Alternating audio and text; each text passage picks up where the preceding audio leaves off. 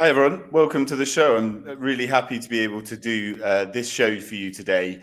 And it's an interesting one because I started the idea of asking the question of whether Vladimir Putin would be able to be tried in The Hague at all at any point. A few weeks ago, I was thinking of doing this show. And then today, we had Volodymyr Zelensky, the Ukrainian president, turn up to The Hague and make a pretty important and significant speech talking about his desire for a special tribunal to try Vladimir Putin specifically for the crime of aggression. So I'm really happy that we're going to hear from some really knowledgeable people on this. I've been covering international criminal court affairs for probably like 10 years or so. I used to work for a number of African TV channels, and so far to date, the only people that have ever stood in the International Criminal Court's dock have been people from the African continent. And the Ukraine war has started a discussion about how the ICC can be used. And to that end, I'm just going to do a bit of an explanation. I think this whole show fundamentally needs to start with an explanation of exactly what things are. So the crime of aggression, according to the dictionary, is the planning, initiation, or execution of large-scale, serious act of aggression using state military force. And importantly, it's about crossing borders. So one state crossing into another state's borders and using their military for the crime of aggression to break international law. And that basically is used to try the person that ordered the war. And that's why, as we'll hear, President Zelensky and others want to use that crime. Now, the International Criminal Court doesn't really, we'll hear about it, we'll hear some explanations about this, doesn't really have the ability to try for that crime. What it does is war crimes, which are crime committed in a wartime in violation of accepted rules or customs of war, the Geneva Convention, such as genocide or ill treatment of prisoners of war, etc. And they also try people for crimes against humanity, which is a deliberate act, typically as part of a systemic campaign that causes human suffering or death, or large-scale death. So war crimes and crimes against humanity are often used for commanders in war, where they send their troops in to pillage a village, set it on fire, enslave child soldiers, use sexual violence as a sort of weapon of war. And so often the people that are tried in the International Criminal Court, although not exclusively, there have been heads of state there, but they're often sort of militia commanders rather than heads of state. So that's some important terminology. So as I said, we saw Volodymyr Zelensky this morning. It was announced that he was going to rock up to The Hague. He had meetings with senior officials in the government, but he also went to the International Criminal Court. And these are the photos of him doing that. Now, what's really interesting is he did a speech. It was about 10 minutes long, maybe, and I've just cut it down a little bit to show you a few things that he said, specifically related to this idea of whether Vladimir Putin could ever actually end up in a dock, in the court, in a court in The Hague. And as I said, so we've got the International Criminal Court, and there's been calls specifically from the Ukrainians for a special tribunal, and the Europeans, and I'll go into that a little bit more. But take a listen to what Volodymyr Zelensky, the Ukrainian president, had to say in The Hague just a few hours ago. All want to see different Vladimir here in The Hague. Only one Russian crime led to all of these crimes. This is a crime of aggression, the start of evil, the primary crime. There should be responsibility for this crime, and it can only be enforced by the tribunal. Europe and the world have already had to deal with something like this. As a result, we can see the following words in the text of the judgment of the International Tribunal in Nuremberg. To initiate a war of aggression, is not only an international crime, it is a supreme international crime differing only from other other war crimes in that it contains within itself the accumulated evil of the whole. We insist on the tribunal creation.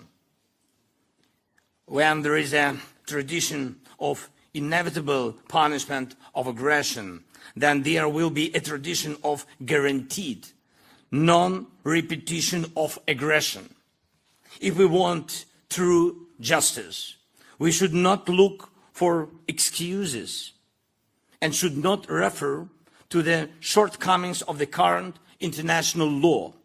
Ukrainian courts will ensure responsibility for most of the crimes of the Russian occupiers. And I'm very thankful to the International Criminal Court and to the entire team working with the ICC for the sake of justice.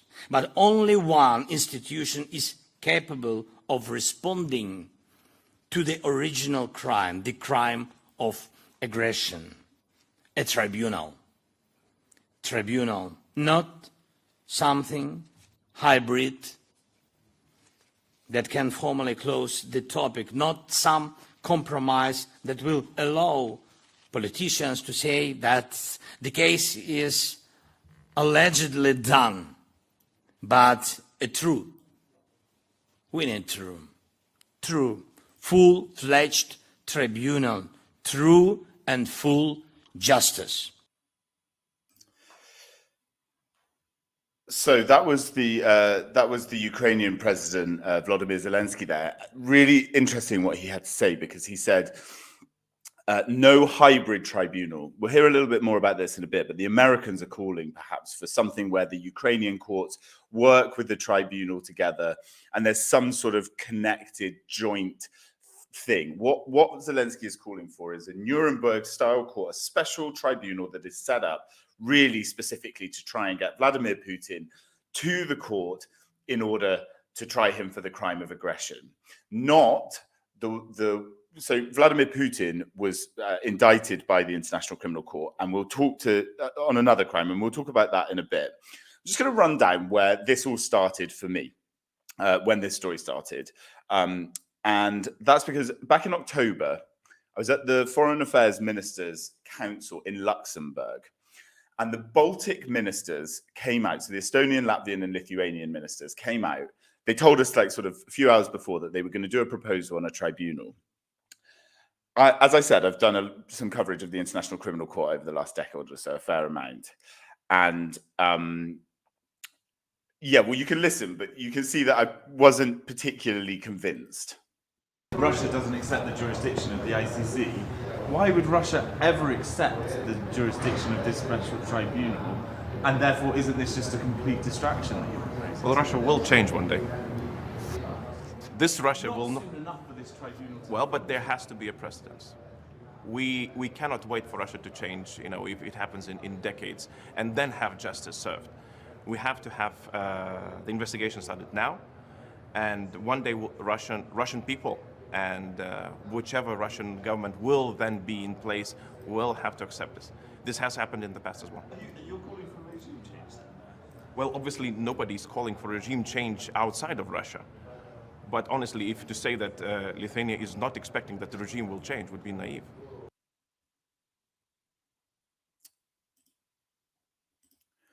So that was Gabrielius Landsbergis, the Lithuanian foreign minister.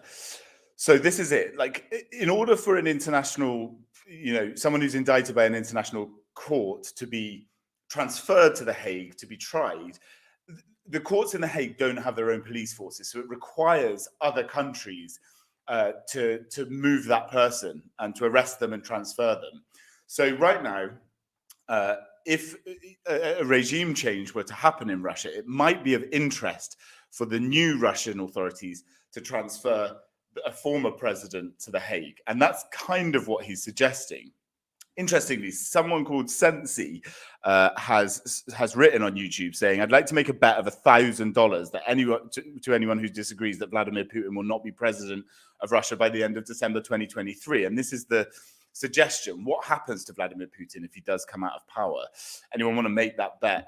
Feel free to contact Sensi on YouTube. Also, on that note, feel free to subscribe to my YouTube channel. I'm doing these shows once a week when I can. So yeah, sign up and we'll keep the discussions going. So that's what Landesbergers did. And shortly after that, the Dutch foreign minister wasn't really in favor of setting up a new tribunal. I asked him at that same day. Excuse me. And then there were other discussions about exactly kind of what would happen. And then Ursula von der Leyen, the European Commission president, came out and proposed it. So let's hear what she had to say. Also recently set up an international coordination center for the prosecution of the crime of aggression. This is done as part of the joint investigation team in Eurojust and in which the ICC also participates. And we will continue to spearhead efforts to make sure that Putin can be held accountable for the crime of aggression. To that end, we continue to support the creation of a dedicated tribunal if that's what it takes.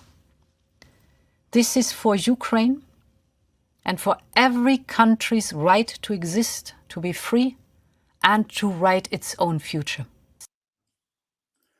So the EU got on board with the idea, essentially, but that put a bit of a cat amongst the pigeons in the institutions of the International Criminal Court. All of the countries that are signed up to the Rome Statute, which is the founding document to try for crimes against humanity, genocide, war crimes, they meet once a year. And this year in The Hague, the prosecutor, Karim Khan, took a bit of a shot at von der Leyen's comments. This is really significant.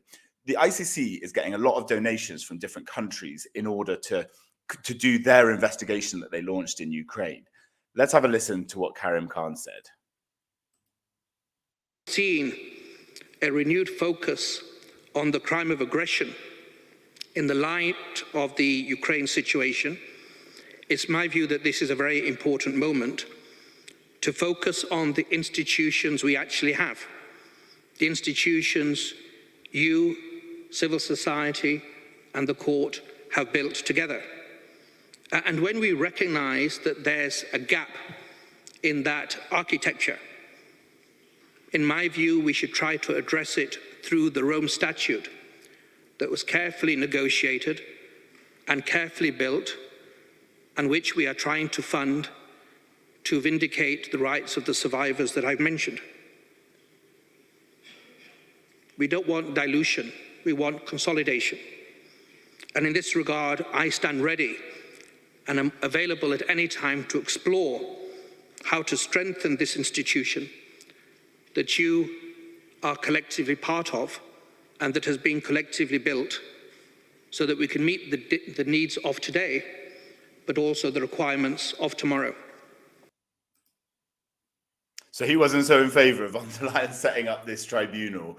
The question is whether a new tribunal for the crime of aggression would prevent the ICC from being able to get Russian officials on the crimes that they actually can get them on.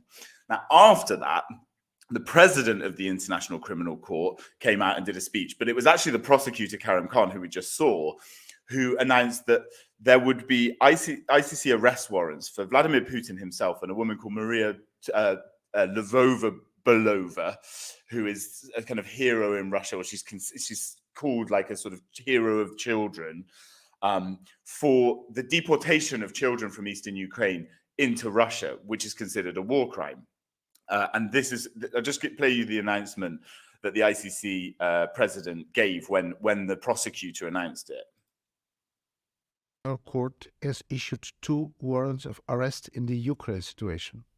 For Vladimir Putin, President of the Russian Federation, and for Maria Lvova-Belova, Commissioner of the Russian President for Children's Rights, for the alleged war crimes of deportation of children from Ukrainian occupied territories into the Russian Federation. It is forbidden by international law for occupied powers to transfer civilians from the territory they live in to other territories. Children enjoy special protection under the Geneva Convention. So those arrest warrants mean that any member country who is a signatory of the Rome Statute has to transfer Vladimir Putin. They have to arrest him if he lands on their territory and transfer him to The Hague for trial. So those arrest warrants are super, super significant. Just want to temper this by saying that Ukraine has not fully ratified the Rome Statute itself. It's allowed the International Criminal Court to do its work there, but it also hasn't ratified the Rome Statute. So this is the context we're working in. I'm sorry I've played out all those videos and it's been quite long, but I think it's super interesting and it's important to see that there are a lot of different aspects and angles going on to what's happening in The Hague, and it's really divisive. Everyone that I speak to in The Hague at the moment is saying that there's big battles. They're not massively sure about exactly what's going on. Lots of people have lots of different opinions, and the guests that I've got on my show today are going to explain a bit about this. The first one being Nadia Volkova, who is the director of the Ukrainian Legal Advisory Group, who's in Kyiv, and I'm delighted that you're here to have this discussion. So Zelensky came out today and made this statement that he doesn't want a hybrid court. He wants a full tribunal. What do you make of this?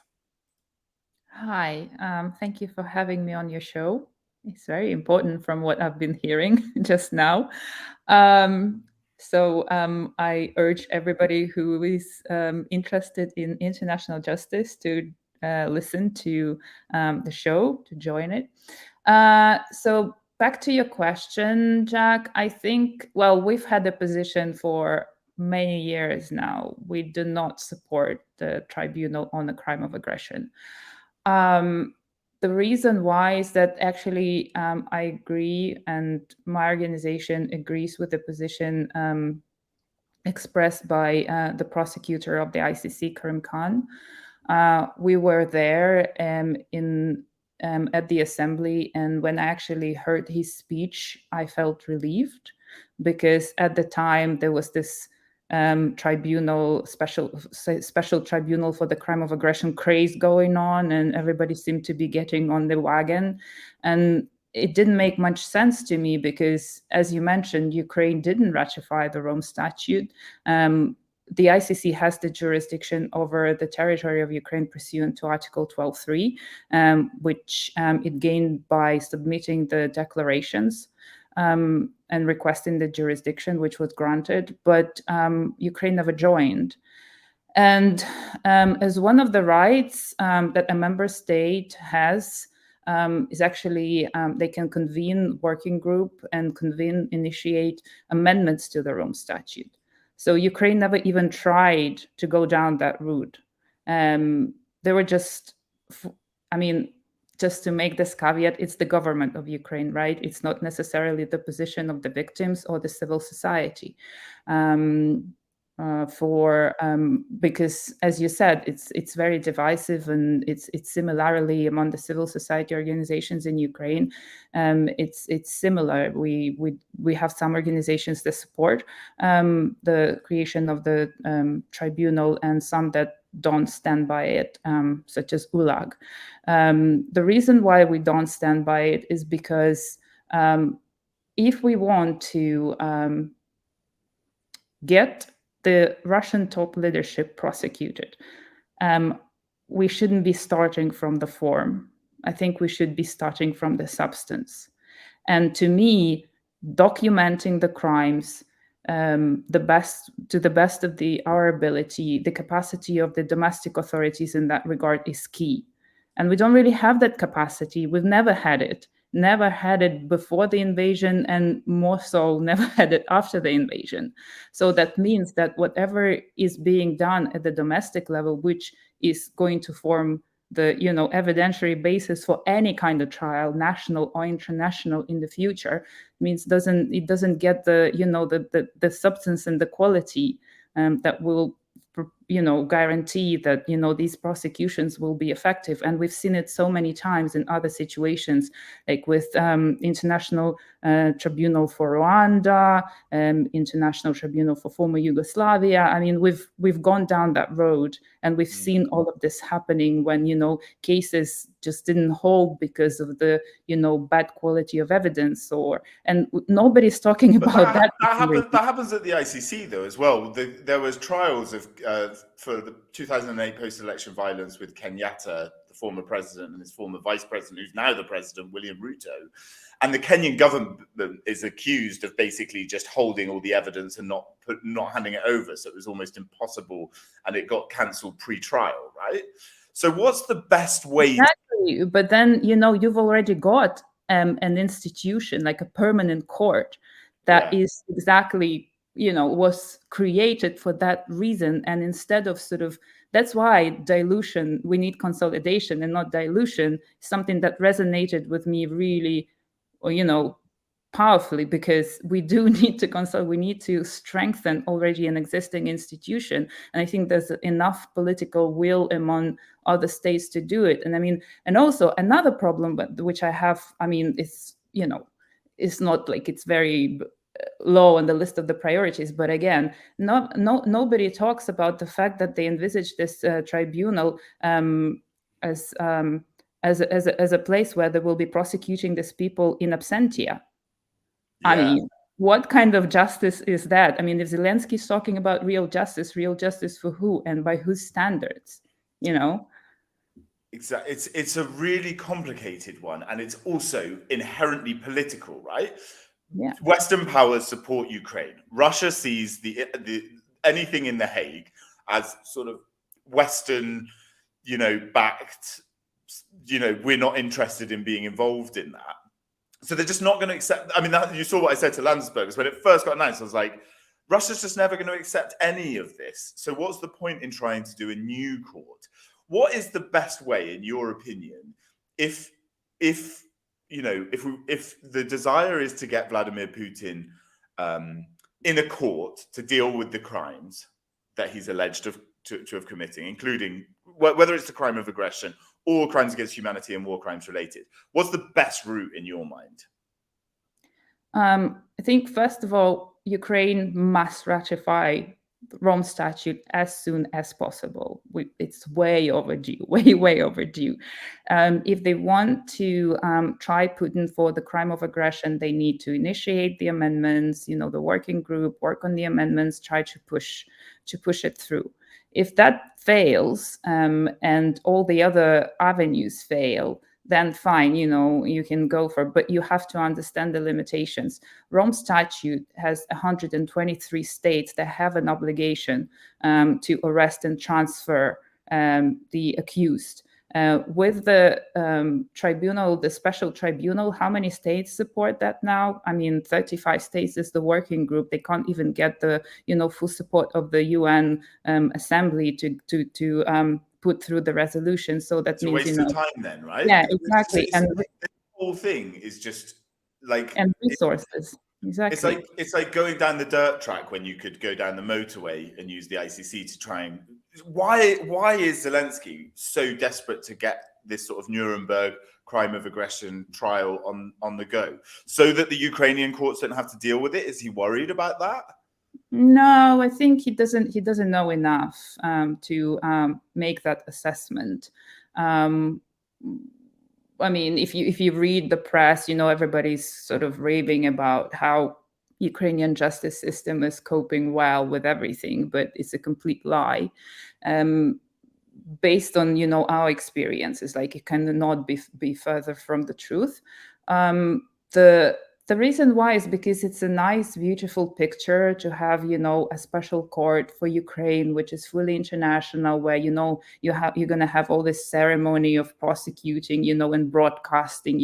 It doesn't matter that the person's not going to be in a courtroom. It doesn't matter that the victims will not have a chance to come and tell their stories and sort of hear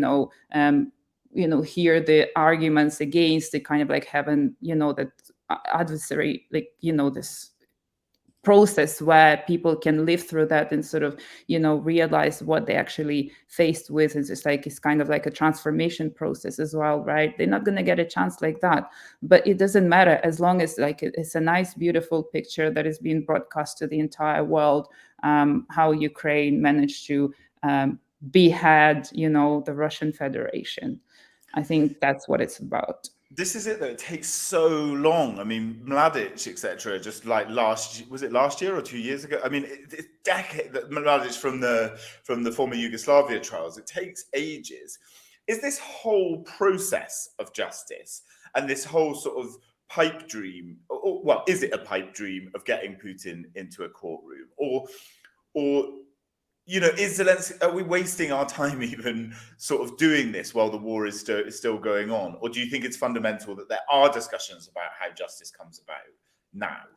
I think they are. It's also kind of like, practice makes it perfect, regardless of how challenging the situation was, for example, with getting, Milosevic into the court. They still managed to do it. And it was symbolic, but also I think it meant a lot because it was a real process. It wasn't like somebody came and said, okay, right, Milosevic is guilty. There was a whole investigation process. There was collection of evidence, addressing the victims' needs and rights and speaking to them, acknowledging them, and witnesses.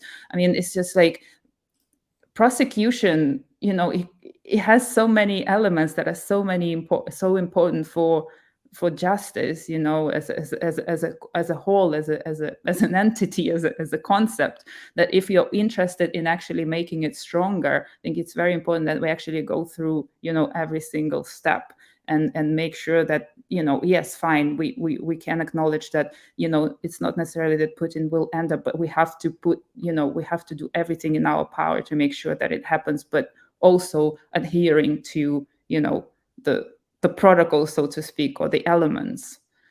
Yeah. Do you, just finally, Nadia, what's the sense of the people of Ukraine? Like, you've mentioned victims a little bit already, but like, do people care about this process? Are they not just more worried about the war? I wonder what your experience from being obviously in Kyiv.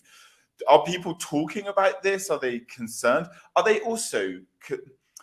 One of the problems that international justice always faces is that there's two sides to every war, right? And war zones are not very nice places. I wonder if you can explain what the sentiment of the Ukrainian military perhaps is and the people. It's interesting that you're asking this question because we actually did a couple of reports and actually a poll among the population how Ukrainians saw justice, like what it should be like. And the results that we got were very interesting. Although some people, like especially in academic circles, say that, what's the point of asking victims where, I'd rather trust Ukrainian elected officials, which I completely disagree with. I think it's a very cruel and unnecessary statement to make in this case. There's a little bit of concern in EU circles about that, though, not just in court issues, but that sort of Ukrainian officials are pretty much invited everywhere at the moment, can say what they want, but actually experts and civil society perhaps aren't being listened to, and legal experts like you, for instance, right? There is a sense of that 18 odd months nearly into this war. Yeah, absolutely. But I think, we do have, like, in the international institutions, it's a bit easier with, like, domestic, not so much. But anyway, we're trying. Yeah. We're not giving up. But for the victims and the military, especially not the commanders sort of level, but the ones who actually fighting, they're very interested in actually, one of their statements was they know how ineffective domestic system is. So they are like thinking about setting up a kind of like the likes of Mossad or something like that, go out, catch the perpetrators, bring them to, but they need to know where to bring them so that these people will stand proper trials where proper justice is administered, because they don't want to bring them to Ukrainian courts. And then what do you bring them then? But they definitely are not interested in like executing them. They want to see proper justice. Yeah. Same for the victims, because we represent a lot of victims. And actually, when we ask them what it is that you're looking for to achieve, they always say, I want that person to stand proper trial, for them to be for it to be a proper process, and then for them to be sentenced or get a verdict based on the correct process. Just really quickly, Nadia, would you, because the ICC can only try for crimes against humanity and war crimes and genocide, and the maximum sentence is 30 years. Putin's 70 odd, so that's his whole life, basically. But would it, because people think it's a failure to try him for crimes that are lesser than the crime of aggression. Just quickly, what your opinion on that is? I don't think it's I mean, so many leaders have already been tried for these crimes, and nobody, you know, suffered particularly. You know, it doesn't matter as long as he's prosecuted for what he did, whether it's like the result of the crime of aggression or the crime of aggression itself. At the end of the day, it's still a sentence, and it's still, you know, a prosecution. Yeah. So, and any legal system, you get the perpetrator on what you can get them on. That's how it works, right? And the justice is only functioning if it's actually served. Nadia, I really appreciate you joining this show today. It couldn't have. I mean, we'd planned to do this, and it was really interesting timing and super interesting to hear your views. So thank you so much for being with me. thank you very much. Yeah, keep in touch, and I'll see you soon. Thanks so much, Nadia. Okay, so that was really interesting to see what Nadia had to say. And now I did some interviews with some people that weren't able to join live today, and some of them, it was all about this discussion around the courts, whether a new tribunal should be set up, whether how it should all work. The first of these is Molly Quell, who is from Courthouse News. She is an ICC. She's over it all. She knows everything, and she, yeah, I mean, she talked really freely and really interestingly. So I hope just take a listen to the discussion that we had. Thank you so much for joining the show. You're following these cases up in The Hague loads. Tell me, what's your understanding of the feeling of the International Criminal Court to the EU suggesting this tribunal that they've put forward? Yeah, it's actually been an interesting, few months for international justice because of this sort of thing. The ICC opened its investigation into the situation in Ukraine in 2014 when the annexation of Crimea happened. So the ICC has been sort of investigating this for a while, and there had been a lot of push in Ukraine for the ICC to do more. And then, of course, when the full-scale invasion happened last year, that really sort of took off. The ICC, for complicated legal reasons that we do not have to specify, does not have the jurisdiction to prosecute what they call the crime of aggression, which is basically invading another country. And the reason that that is such an appealing crime to prosecute is because it is by definition a leadership crime. So a lot of war crimes cases and stuff, you see these kind of mid-level general dudes, the assistant deputy secretary of whatever, they're the ones that get sort of put on trial because they're close enough to the action that you can connect them to the crimes that happen. But they're not the basic foot soldiers who nobody's really ever interested in prosecuting because these are systemic issues, not just a single person doing a bad thing. But aggression necessitates leadership. It's the definition is sort of says that you have to have political or military control. And it's very obvious that Russia invaded Ukraine. This is a slam dunk case, right? That Putin ordered this invasion. There is an invasion, ergo, he's sort of guilty of this crime. And everybody, of course, wants Putin to be punished for what's going on in Ukraine. And it's much more complicated to kind of get to the war crimes and crimes against humanity stuff. And you have to prove all of these things, and it's much more complicated. Yeah. But what happens then? So because the ICC's got the indictment out against Putin, if he's arrested, say there is a system change in Russia and it results in whoever's in charge in Russia, because realistically that's the only way he's ever going to get transferred to the For Hague. sure. That they decide that they're going to send him to the Hague. Where's he going to go? What happens to him if he arrives in the Hague? Well, the ICC, the ICC's chief prosecutor, Karim Khan, did what I think is really kind of a genius legal maneuver in charging him with war crimes related to the forcible deportation of children. In part because it's really hard to argue about the forcible deportation of children, right? Children are cute and they look sad when they are in orphanages. And also he very clearly was sort of behind this or encouraging it or whatever. I mean, there's endless video footage, right, of him sort of talking about why this was important.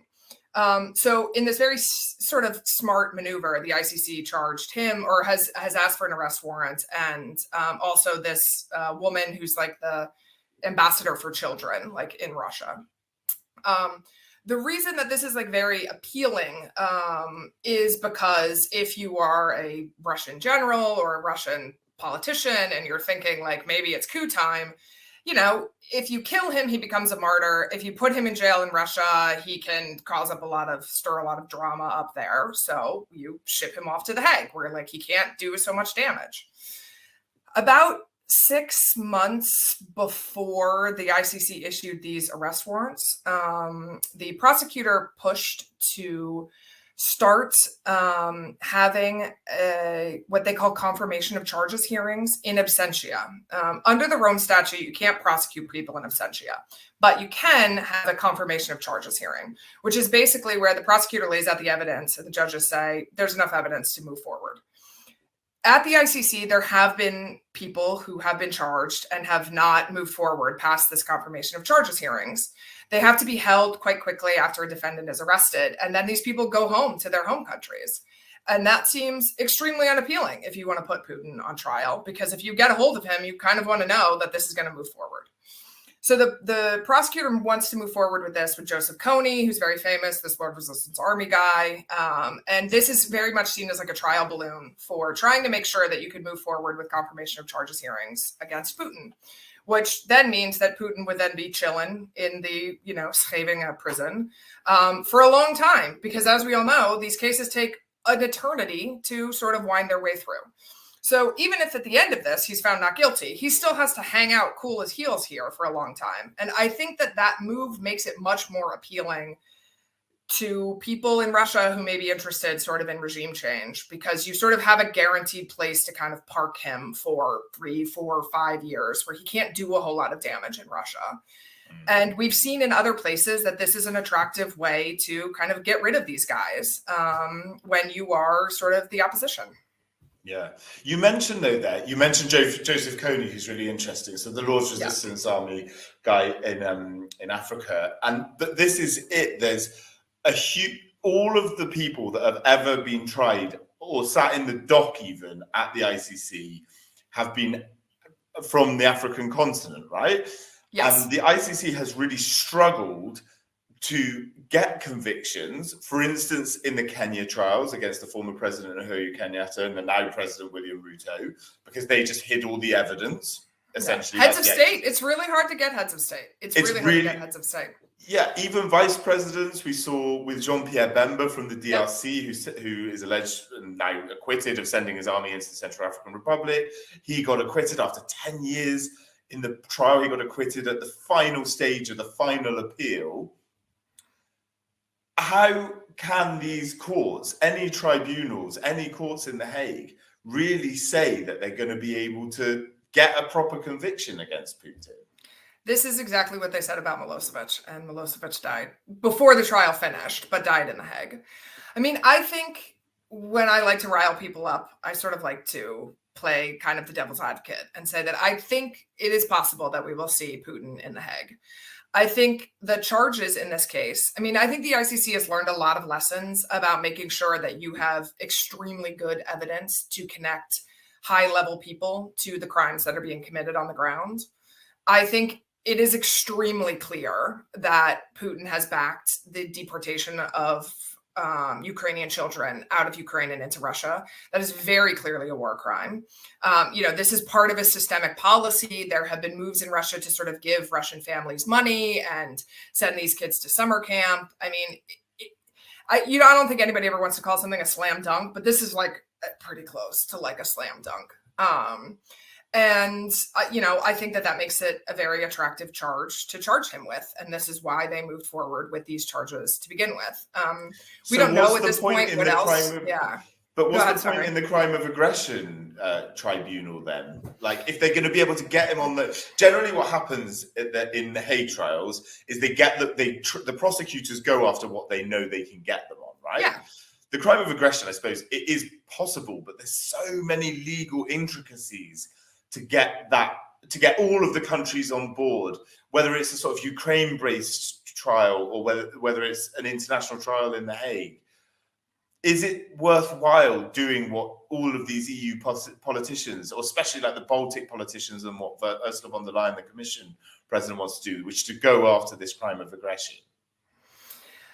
I mean, I don't know. It's a lot of money for a new trial. I think that fancy lawyer people really like having these fancy lawyer tribunals, because then you get to have this thing on your fancy lawyer resume that says you got to do this fancy lawyer thing. The crime of aggression, previous tribunals have been set up through the UN Security Council. That is not going to happen in this case because Russia is on the UN Security Council. There is this argument basically that you could try to set it up through the General Assembly. There is a lot of criticism of that. It is definitely a thing that is untried before. So I think the sort of charitable view of that is all of this stuff was untried before, right? It was untried to set up the ICTY and the ICTR through the Security Council, and we did that, and now this is an accepted thing of fact, right? I mean, it was untried to have that's the Sierra Leone tribunal, the Rwanda tribunal, yeah. And so, these things were also untried, and now we just accept them. I mean, Nuremberg was untried, right? And now we just accept that, that this was a thing that could happen after the Second World War. So I think that's the charitable argument, right? All of this stuff was untried, and you try it and you push, and eventually you move forward with these kinds of things. I think the kind of uncharitable argument is that this is like a pipe dream, and all of these people would be much better off spending all of their energy trying to amend the Rome Statute so that the ICC would have jurisdiction over the crime of aggression by third-party states. I think Karim Khan really smartly maneuvered his way around this push by the EU to have this tribunal. There had clearly been friction between these two organizations. There was a press conference that I was at months ago where Khan had some, not nice words about von der Leyen in a sort of lawyerly, in the way that lawyers are like not nice to each other kind of way. Yeah, I see that she knows that she thinks that she knows what she's doing. Right. We have a different interpretation of what this particular statute kind of says, sort of thing. And, I think I understand why people want to have Russia be prosecuted for the crime of aggression. It seems extremely up. Can I say up on the show? It seems extremely up that these that this country can invade this other country and that there's no legal recourse for it, right? This is not the world that people want to live in. So I'm sympathetic to sort of the emotion kind of behind this.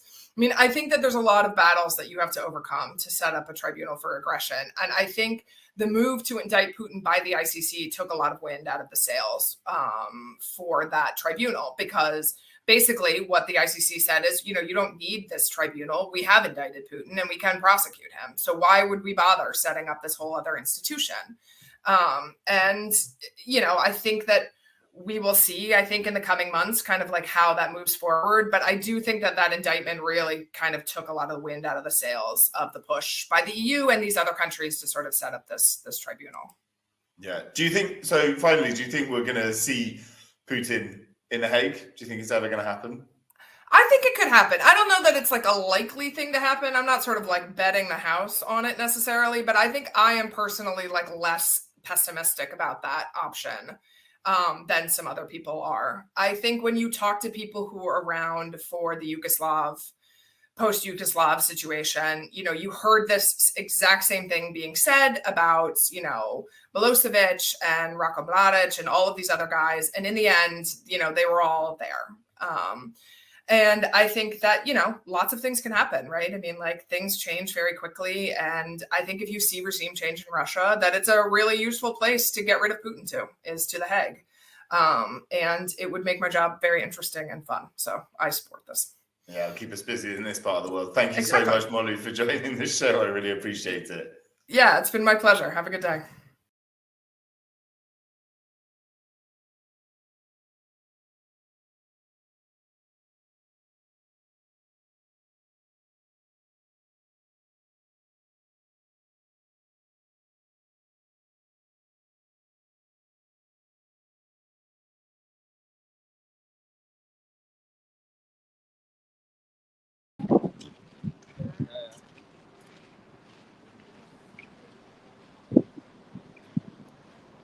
Ah, you weren't able to hear me there. Sorry. I wasn't able to hear you. This is the output production when you're doing it yourself. The dog was with me, causing distraction and barking, so I muted myself while that was playing out. Rosie's from DW. She's up in The Hague. She got sent there this morning. We work together in a sort of day job. Rosie, what's it been like up there today with Zelensky? How's it gone down, this suggestion of a tribunal? Well, it's a really symbolic location, as you just discussed, here in The Hague. Zelensky himself called it the capital of justice and freedom. He talked about it being the capital of international law. But Jack, it's also a symbolic day here in the Netherlands because it's Remembrance Day. So that's when people across the Netherlands, Dutch people, reflect on the lives lost to victims of the Second World War. So I think Zelensky's used that quite an emotional opportunity to evoke the war that his people are going through today. And certainly from Dutch perspective, the Netherlands has been quite vocally supportive of the idea of a tribunal, and that was reiterated again today by Dutch Prime Minister Mark Rutte. He used the words, "We are shoulder to shoulder with you," and indeed they actually were. You know, they were standing side by side at a press conference. The Dutch Prime Minister Mark Rutte, President Zelensky of Ukraine, and also the Belgian Prime Minister Alexander De Croo. So I would say, from the Dutch perspective, going down well enough. The question, of course, which you've just been discussing in more detail, is how do you actually put it into practice? And of course, it's legally and politically fraught to get there. But the Dutch expressing political support for the idea in principle. Yeah, they kind of like being the international court centre up there in The Hague. We're the guys that deal with the kind of mess. And the court cases, when you go and follow them in The Hague, are crazy sometimes. You hear real, terrible stories given in a really sort of plain manner. And one of the terrible stories, really, if we think back, was NMH17. And that happened, obviously, that was a flight from the Netherlands that was shot down over the territory of eastern Ukraine. How much did that feature? And do you think that's a sort of upsell from the Ukrainian side on this? Well, both President Zelensky and Prime Minister Mark Rutte specifically mentioned MH17, the downing of MH17. President Zelensky, I think, in order to try and bring Dutch people along with him on his messaging.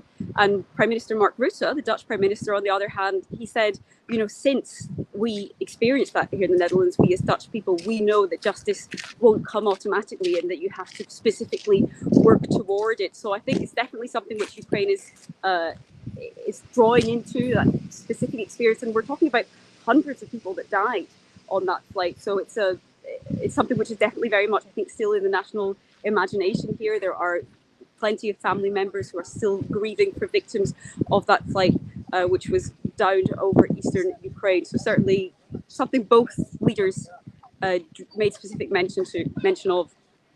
Yeah, thanks so much, Rosie. I really appreciate getting your views on that live today, because I know that you're following it intensely. I can see it's a nice day, but a windy one.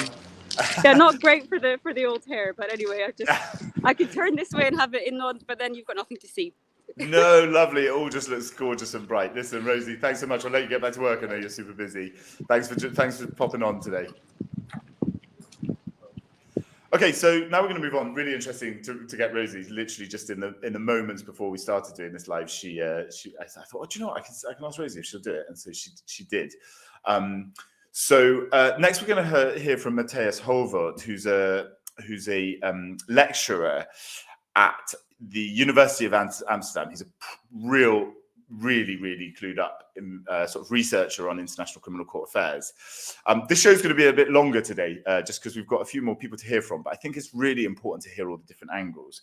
But take a listen to what Mathias and I had a pretty long conversation, but there's so many nuances, especially in this idea of setting up a tribunal, where he really clarifies them. So listen to this. From you is a sort of rundown of how Vladimir Putin, if he were ever taken to The Hague, how this would work right now. So the European Union has put forward this investigation that's going on. He is now indicted by the International Criminal Court. The prosecutor released an indictment for him. If hypothetically, the Ukraine and he gets arrested, what happens to him then in the current circumstance? Yeah, well, first it's important to establish whether, I think legally speaking, there is a possibility that he can be arrested, because ICC state parties, they have the obligation to arrest Putin. So all the ICC state parties. So theoretically speaking, now this is also a discussion concerning South Africa, because they hold a BRICS summit in August. And then the question is, should Putin attend this summit? Because South Africa has the legal obligation as an ICC state party to arrest Putin.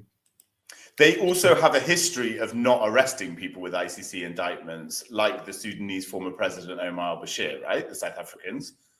Yeah, but the latest I heard is that they want to ask Putin, can you attend maybe through Zoom? Because we will, when you attend, then we will have to arrest you. We have an obligation under the Rome Statute. So of course, it's all they're all legal discussions whether this is the case, but this is the latest, argument made by the South African government. Okay. So legally speaking, also other states parties have said that. Germany, for example, they said when Putin would set a foot on our soil, then we would have to arrest him. Ireland, the same. So I think theoretically speaking, there is definitely a possibility that Putin will be arrested, because I think it seems that ICC state parties take their obligations seriously. But of course, then there's the political side of it. And then we also heard Medvedev saying that if Putin were to be arrested, that would mean an act of war. So then let's assume that a state party arrests Putin. How will the Russians react? That's also, I think, very important to bear in consideration. Because of course they won't let their head of state just be arrested to be surrendered to the Hague. So I think we have the legal reality, but then we also need to get the political reality. Yeah, I mean, this is it, and this is how the international justice always works. There's a sort of legal play, but then a political play, and not all of the political players, play the game in the same way. But if he arrives in The Hague, say this does happen in a hypothetical situation that he at some point does get arrested and transferred to The Hague. What are the legal processes? It's still the International Criminal Court right now, right? He wouldn't go to some new EU tribunal to try him for the crime of aggression, or what? What's your understanding? No. He would be, I think. So now, the only thing we have is the International Criminal Court. We don't have the special tribunal yet, because it's already since the start of the invasion that we're talking about this special tribunal. But it still has not been established. I mean, because there are major disagreements between states on the model of the tribunal. So the only thing we really have is the International Criminal Court. And if he were to be arrested, then he would be surrendered to the International Criminal Court.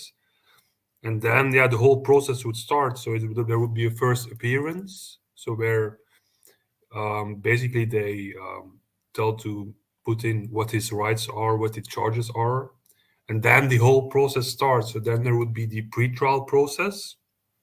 So it's then looking into whether there are substantial grounds to believe that the crimes which is alleged of, so the deportation of children, are present, and then the trial would follow. The trial stage would follow, and then possibly appeals. Exactly. So I think the normal ICC procedure would apply to him. Of course, it would be a very spectacular to see. I mean, Putin before the ICC. It's difficult to imagine, to be fair, but you never know. That's always the argument, how the history will unfold, how things will evolve.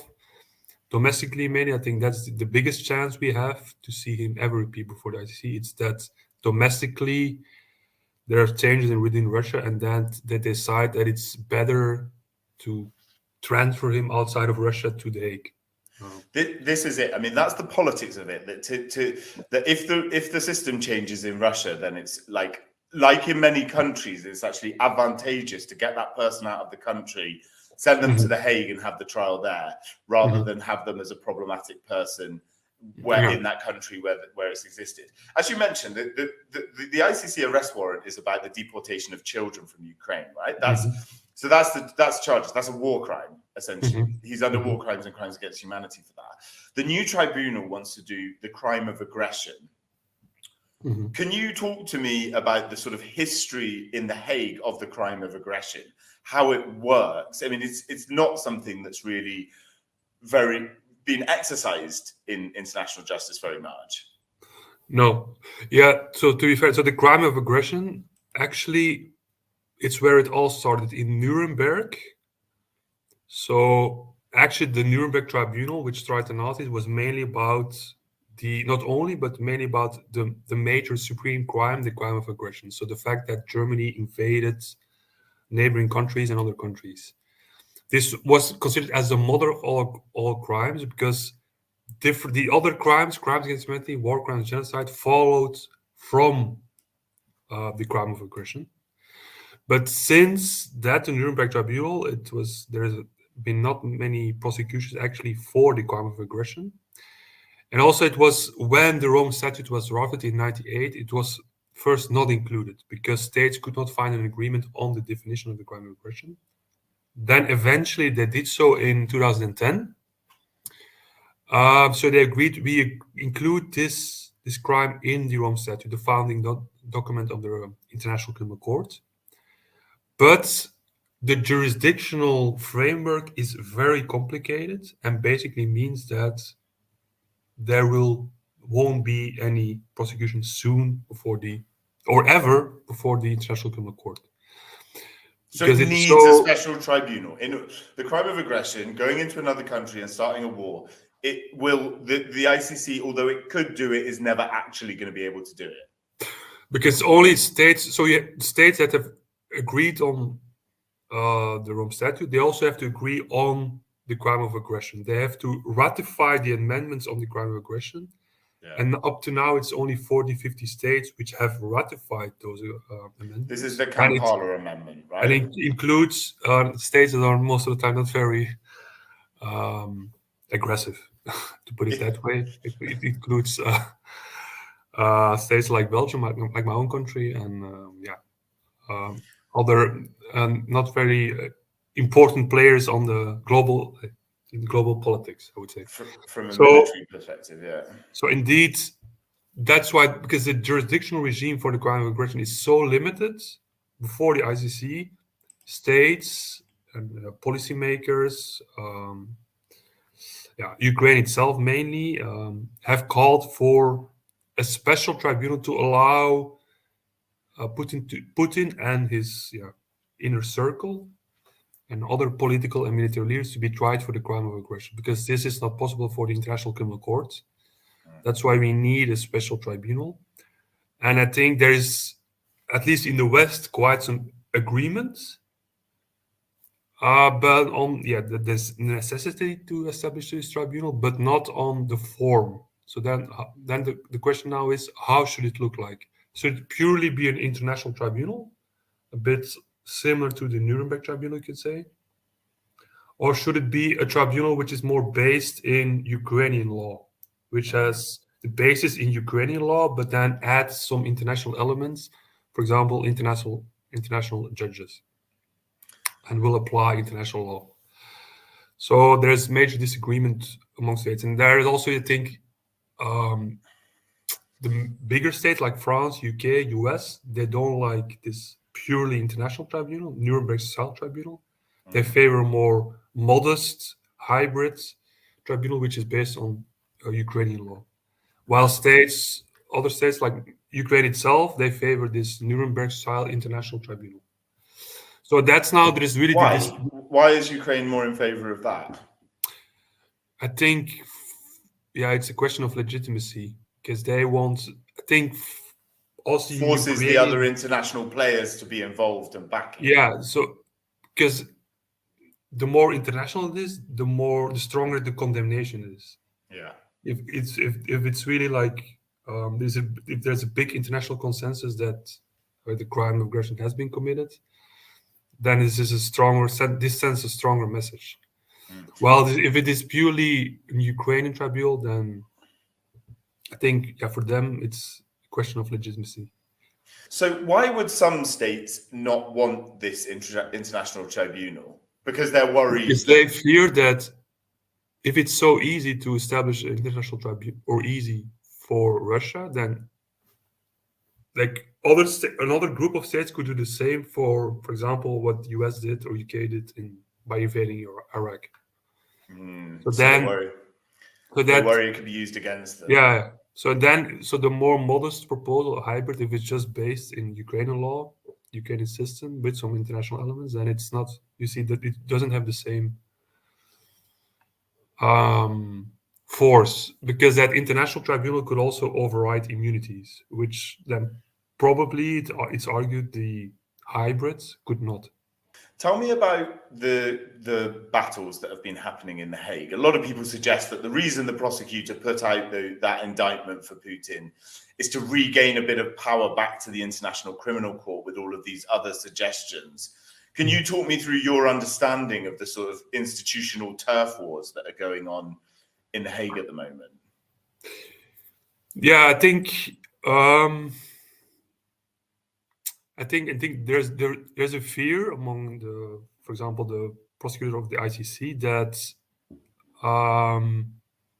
if a new tribunal would be established, then indeed the attention, resources would go to that tribunal and not to the ICC investigations, to the war crimes investigations, crimes against humanity investigation, genocides possibly investigation. So I think that's the concern, that it would detract from all the crimes which are on the mandate of the ICC, that it would detract attention away from the ICC, that all the attention would go to the new special tribunal. And they don't think it would work so well, right? That's why. Or is it just budgetary? Because the ICC's got a ton of money from the UN from like the Western powers. They've been donating to this investigation for Ukraine. And then if it gets transferred to a new tribunal, then the ICC would likely then not get that money, right? Yeah, that's all. Yeah, possibly also. Yeah. So now there's indeed, since the start of the invasion, there's a lot of financial contributions by states, and maybe indeed, like I said, it's budgetary. But I also think maybe more on principled grounds, you can argue: is it really necessary to establish a new tribunal if we can establish criminal responsibility of Putin through the ICC framework? Why do we need this other tribunal if it's already possible to prosecute him for other crimes, war crimes, crimes against humanity? Why do we need?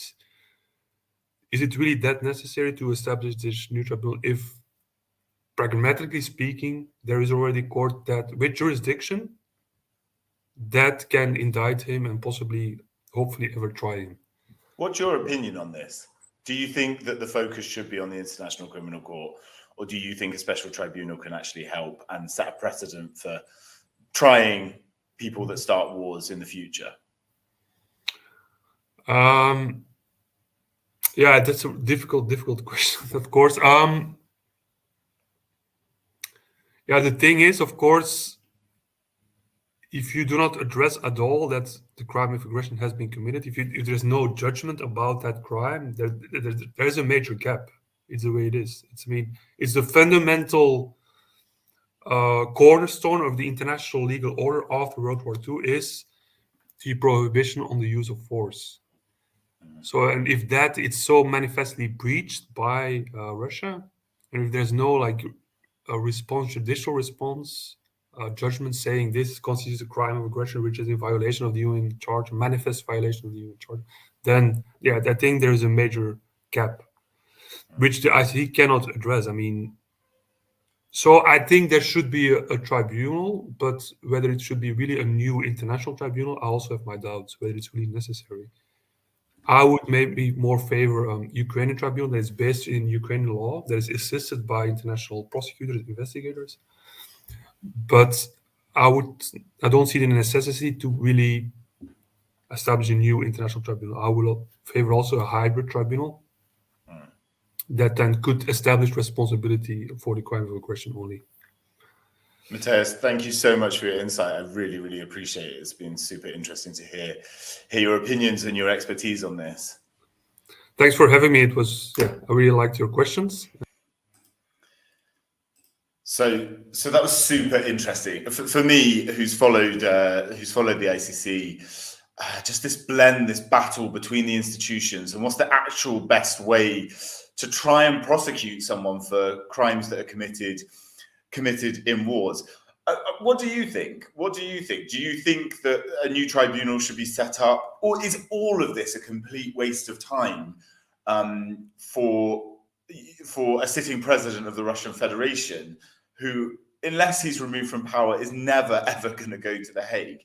Write your comments in on wherever you're watching. I'm streaming live on YouTube, Twitter, and LinkedIn. Please, if you're watching on Twitter, especially, or LinkedIn, there's a link in the tweet sending to the YouTube channel. It's much easier for me if this is done on YouTube. So please head over to the YouTube channel and subscribe for future episodes and for future discussions. Without further ado, though, I'm just going to bring one final person in. I said this was going to be a longer show, and I'm passionate about this subject. I'm fully interested in it. So I think we need as many different voices and expertise as possible. This is the last person we're going to hear from. He's called Benjamin Duerr. He's a former journalist who, in the days when it was only African media, there's only a few of us, we'd go up to the ICC for trials of major war crimes, really difficult, really tough crimes, and there'd be like maybe 5 of us in the press room, and he was the other one. He's not working as a journalist anymore, but he was an excellent journalist and has really good insight. So just take a listen to the conversation that I had with him. Russians are never, even if they were to lose the war, are very unlikely, or sort of pull out of Ukraine or whatever, they're still super unlikely to ever transfer a Russian citizen to The Hague, right? Well, it seems indeed quite a remote possibility at the moment, but what we've seen in the past is that political circumstances can change quite quickly, especially if Russia were to lose the war in Ukraine and a new regime would come to power in Moscow. The situation could be very different.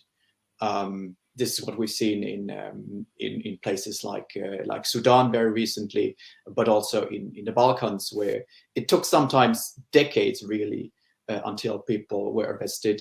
But these cases also show that it's not impossible, even though it might seem unrealistic at the moment.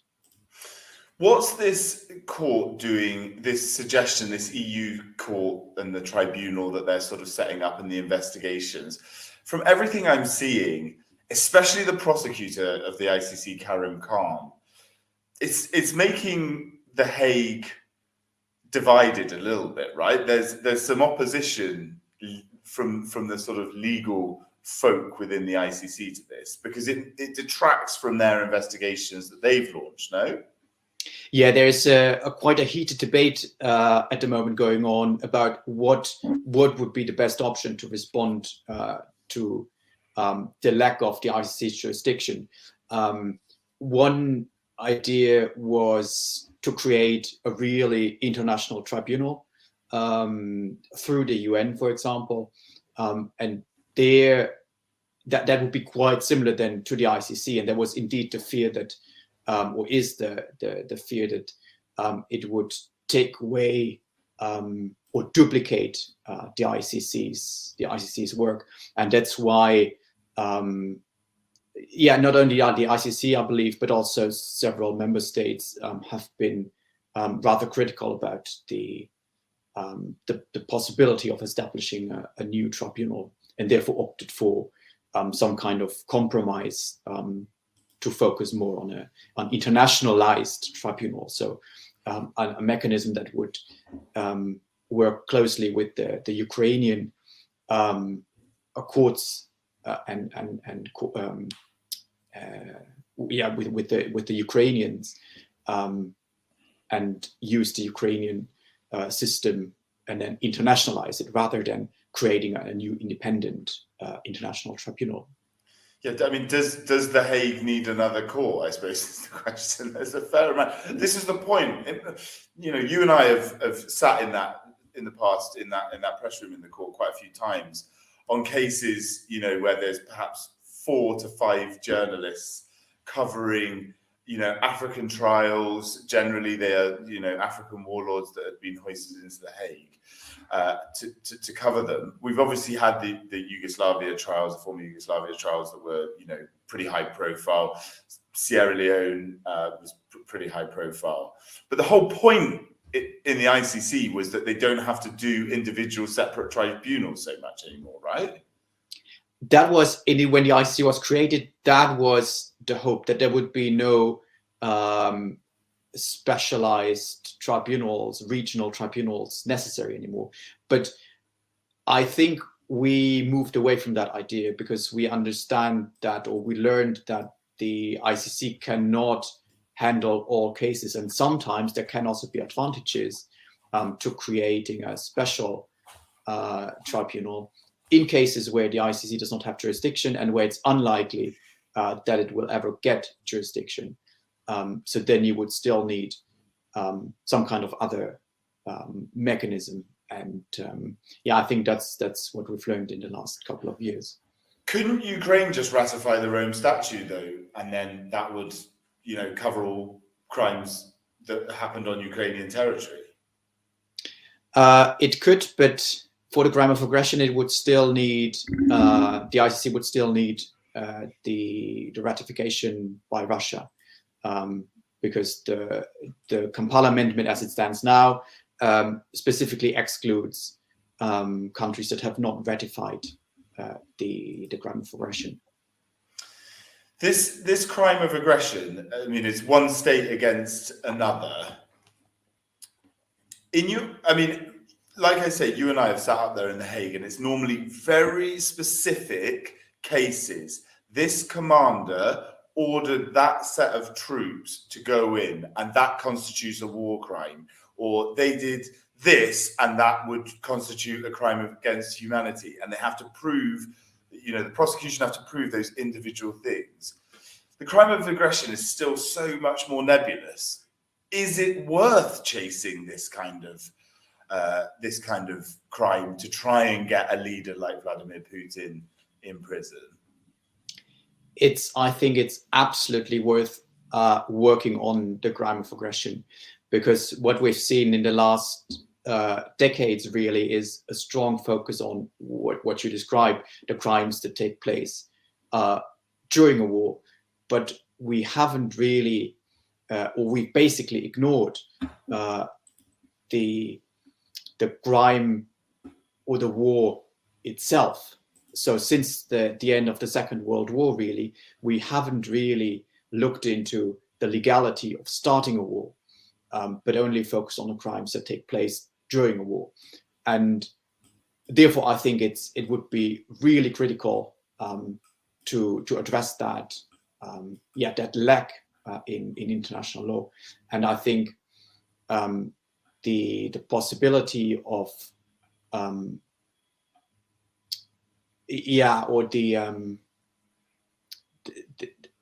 the situation in Ukraine would provide an opportunity to develop international law in that respect. Super interesting. So just finally, do you believe that Vladimir Putin could ever be in the dock in a court in The Hague? Do you think, in your sort of mind, do you think that's a feasible possibility in the future?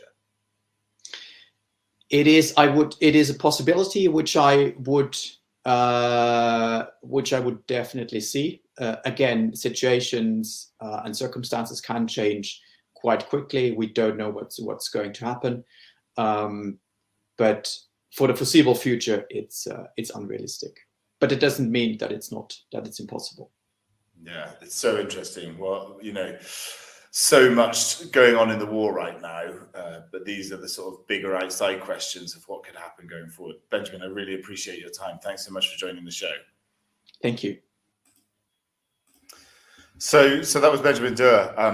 Really interesting. Positive. Well, he's positive about the fact, that Putin could potentially, that anyone indicted by the International Criminal Court or by international arrest warrants could actually end up in The Hague. And we sort of had a smattering of different opinions of whether it's valid to go after the crime of aggression, whether people should stick on the war crimes and crimes against humanity and go through the International Criminal Court. This is, I talk to a lot of people about this because it's a personal interest of mine. There are as many different opinions as the amount of people that you can speak to. And it's really interesting, as international justice issues always are. And I'm very, very grateful for everyone who's joined the show today. We've had loads of people, I can't even remember everyone. We had Molly and Ben and Matthias and Nadia and Rosie joined. And they all brought a different angle, a different insight, and I really appreciate it. Post the comments. What do you make of this issue? What do you make of trying to haul the leader of one of the major superpowers of the world into a courtroom in The Hague to face justice? Let me know. Send messages. I read everything. Subscribe on the YouTube channel, please. That's the most useful thing for me doing to go forward. And just so you know, I'm gonna go big next week. I'm gonna do 2 episodes next week. The first one's going to be on why the Turkish elections matter to Europe, with the elections coming next weekend. And then also next weekend, we've got Gay Christmas, which is Eurovision. And we're going to be discussing the politics of Eurovision. So what are the political issues that are going on? Obviously, Russia's not involved. There's some issues about sort of LGBTI issues in the UK, which is hosting it and making it quite, LGBTI friendly. Whereas Ukraine, perhaps if it were hosted there, perhaps wouldn't be so friendly towards that community. So we're going to have a big discussion about that. So if you're interested in those discussions, sign up to the YouTube channel. I post videos, I post clips of all this stuff as well. Join. We'll continue the discussion. I'm thoroughly enjoying this. I'm thoroughly enjoying doing this show, and I hope you are too. I know there's been quite a few people watching today, which is nice. So subscribe to the YouTube channel and see you next week.